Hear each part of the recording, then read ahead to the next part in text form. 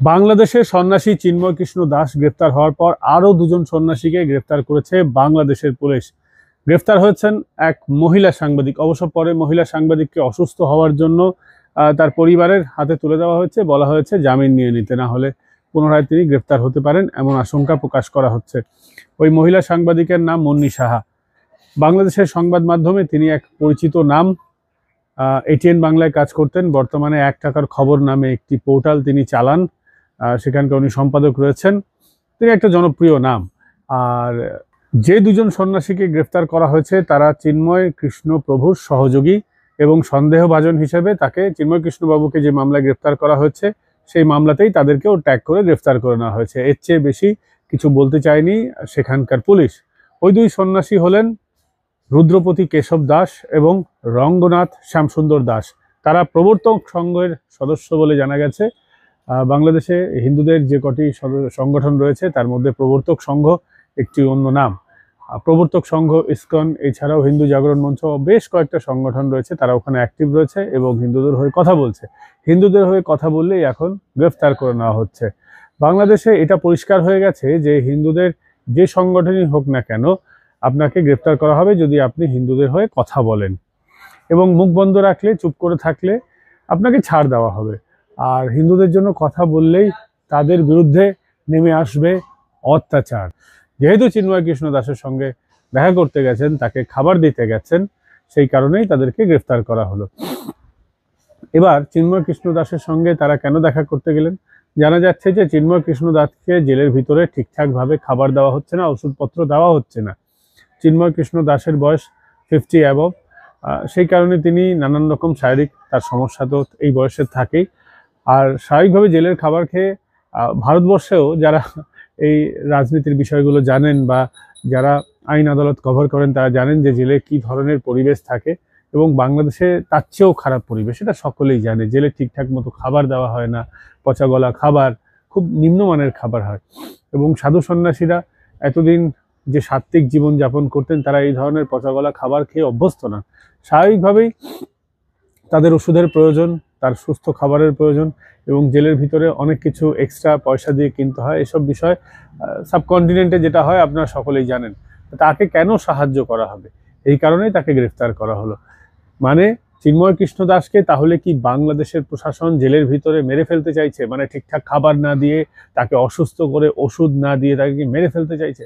সেই কারণেই কি চিন্ময় কৃষ্ণ দাসকে যারা সাহায্য করতে আসবেন তাদেরকেও জেলে যেতে হবে, এই ধরনের ভয় দেখানোর জন্য এই দুইজনকে গ্রেফতার করা হলো?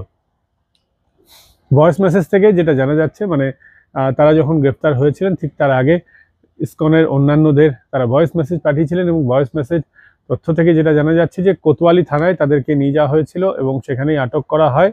পরে তাদেরকে গ্রেফতার করা হয় এবং তাদেরকেও জেলে নিয়ে যাওয়া হয়েছে। ইসকনের কলকাতার যিনি মুখপাত্র আছেন রাধা রমন দাস, তিনি শনিবার রাতে দাবি করেছিলেন যে চিন্ময় কৃষ্ণের পর বাংলাদেশের আরও এক সংখ্যালঘু সন্ন্যাসীকে গ্রেফতার করা হয়েছে। পরে জানা যায় যে এই সংখ্যাটা বেড়ে 2 হয়ে গেছে। শ্যাম দাসের ছবি পোস্ট করে ইসকনের তরফ থেকে জানানো হয়েছে যে চট্টগ্রাম পুলিশ ওই ব্রহ্মচারীকে আটক করেছে। বাংলাদেশের পুলিশও জানিয়েছে একজন নয়, 2জন সন্ন্যাসীকে গ্রেফতার করা হয়েছে, এবং তাদের বিরুদ্ধে ঠিক কি অভিযোগ রয়েছে স্পষ্ট করে এখনো জানানো হয়নি। তবে যেটা জানা যাচ্ছে যে অভিযোগ হচ্ছে সেই দেশদ্রোহিতার যে পুরনো মামলা ছিল সেই মামলাতেই এদের দুজনকে গ্রেফতার করা হয়েছে। এবং এতদিন পর 5ই আগস্ট শেখ হাসিনার সরকার যখন পতন হয়, সেই শেখ হাসিনার সরকারের পতনের পর বাংলাদেশে সংখ্যালঘুদের উপরে অত্যাচার বেড়েই চলেছে। গণ অভ্যুত্থানের সময় থেকে হিন্দুদের ঘর বাড়ি লুট, তাদের দোকানপাট ভাঙচুর, এখন তো হিন্দু বেছে বেছে মারধর করা হচ্ছে। আমাদের বেলঘরিয়া থেকে একজন হিন্দু বাংলাদেশে গিয়েছিলেন, ঢাকার আশেপাশে তার আত্মীয় স্বজনের বাড়ি রয়েছে, সেখানে বেড়াতে গিয়েছিলেন।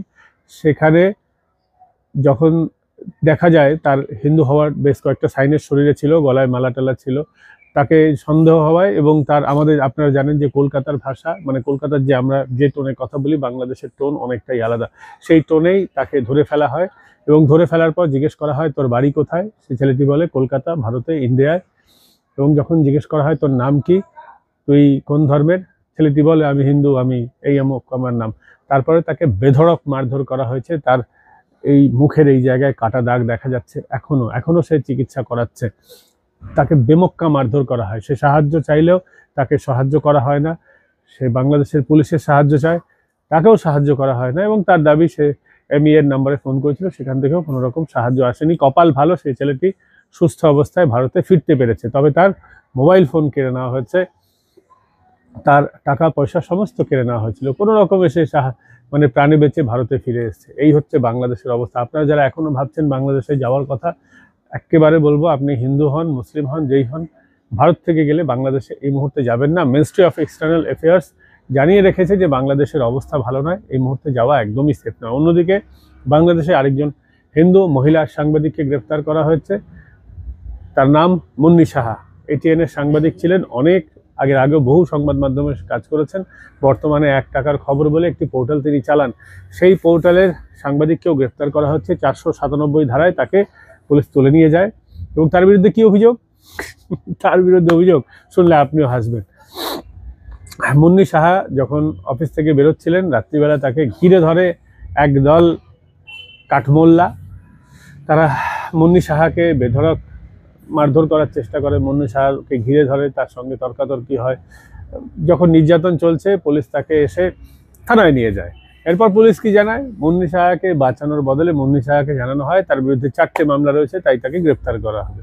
এমনিতেই আক্রান্ত মুন্নি সাহা, বয়স হয়েছে, অসুস্থ বোধ করছিলেন। তিনি অসুস্থ হওয়ায় পুলিশ বেরিয়েছে টেসে গেলে মুশকিল হয়ে যাবে। এই টেসে গেলে মুশকিল হয়ে যাবে, এর জন্যই পরিবারের হাতে তুলে দেওয়া হয়। এবং পুলিশ বলেছে যে 4টে অভিযোগ রয়েছে, এই মামলায় আপনাকে জামিন নিতে হবে। মানে বুঝতে পারছেন বাংলাদেশে হিন্দু হলেই কি অবস্থা।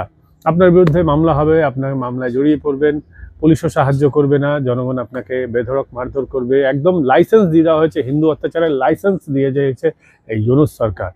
এই ইউনূস সরকার সুখ্যাতি ছিল কিসের জন্য জানেন? আন্তর্জাতিক স্তরে সুখ্যাতি ছিল। তিনি নোবেল পিস প্রাইজ নাকি পেয়েছেন, অর্থনীতিতে পুরস্কার পেয়েছেন।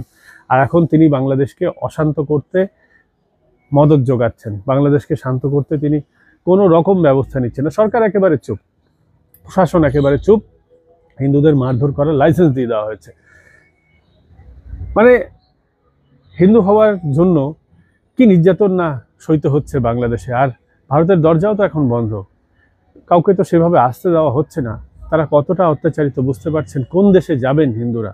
ভাবুন, 1 কোটির উপর হিন্দুরা ওখানে বাস করে, জনসংখ্যায় তারা 8%। এই 8% জনসংখ্যা কোথায় যাবে? যে পারছে এসে থানায় মামলা করে দিচ্ছে, আদালতে কেস করে দিচ্ছে। মামলা হয়ে গেলে আবার পুলিশ তদন্ত কি করবে? তদন্তের কোনো প্রয়োজন নেই। হিন্দু হয়ে গেলেই ব্যাস, তদন্ত একেবারে পরিষ্কার, তার বিরুদ্ধেই মামলা হবে, তাকেই গ্রেপ্তার করা হবে, তাকেই জেলে পোড়া হবে, মারধর খাবে, জেলেও যাবে। এই মানসিক অত্যাচার নিয়ে কি একটা দেশে থাকা যায়? তারপরেও সেই দেশের প্রতি ভক্তি কি দেখানো যায়? হিন্দুরা কিন্তু প্রশ্ন তুলছে, এ কিন্তু ভয়ঙ্কর প্রশ্ন। অথচ এই দেশে যারা সংখ্যালঘু আছেন তারা কি আইনের সুরক্ষা পান না? তাদের কি সংখ্যালঘু হওয়ার জন্যই অত্যাচারিত হতে হয়? যেখানে কংগ্রেসের সরকার, বিজেপির সরকার ছেড়ে দিন, যেখানে কংগ্রেসের সরকার আছে তারা তো ভয়ঙ্কর সুরক্ষা পান, জামাই অদরে থাকেন। এবং বিজেপিরও যেখানে সরকার আছে সেখানেও তারা আইন আদালতের সুরক্ষা পান, তারা নিজেদের কথা বলতে পারেন। এমনকি বহু দুষ্কৃতী আছে কিন্তু সংখ্যালঘু হওয়ার জন্য অনেক সময় পার পেয়ে যায়, এমন নানান অভিযোগ রয়েছে। তা সত্ত্বেও যদিও 2-1টা অত্যাচারের মামলাও আসে, তার পাশে থাকার জন্য বিরোধী দল আছে, তার পাশে থাকার জন্য আইন আদালত আছে। এটা হচ্ছে ভারত। আর বাংলাদেশ আইনও সুরক্ষা দেবে না, থানাও সুরক্ষা দেবে না, বিরোধী দলও সুরক্ষা দেবে না, আর শাসক দল তো অত্যাচারে মদত করবে। আর একটা জঙ্গি সংগঠন, ধর্মীয় গোষ্ঠী তৈরি হয়ে গেছে যারা অত্যাচার করবে। ভাবুন বাংলাদেশে হিন্দুরা কি অত্যাচারে থাকে। ভাবুন, বাবা প্র্যাকটিস করুন, আর একবার বুঝতে শিখুন যে হিন্দুরা সত্যি কি কতটা অত্যাচারে রয়েছে। আপাতত এখানে শেষ করছি, আবার দেখা হবে পরবর্তী পর্বে। ভালো থাকবেন, সুস্থ থাকবেন, নমস্কার।